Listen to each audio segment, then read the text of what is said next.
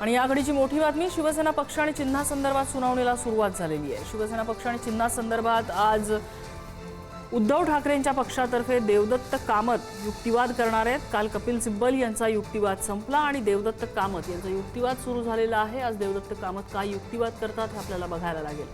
कपिल सिब्बल यांनी युक्तिवाद करताना मुख्यत्वे विधिमंडळ पक्ष आणि राजकीय पक्ष यांच्यातला फरक आणि त्यावरती भार देत शिवसेनेचं चिन्ह हे गोठवावं अशी प्रमुख मागणी लावून धरलेली आहे।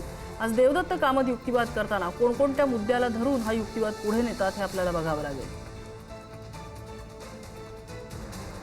सर्वोच्च न्यायालयामध्ये गेले 7 दिवसांपासून ही सुनावणी सुरू आहे। कपिल सिब्बल यांचा हा युक्तिवाद गेले 5-6 दिवसांपासून आपण ऐकतोय।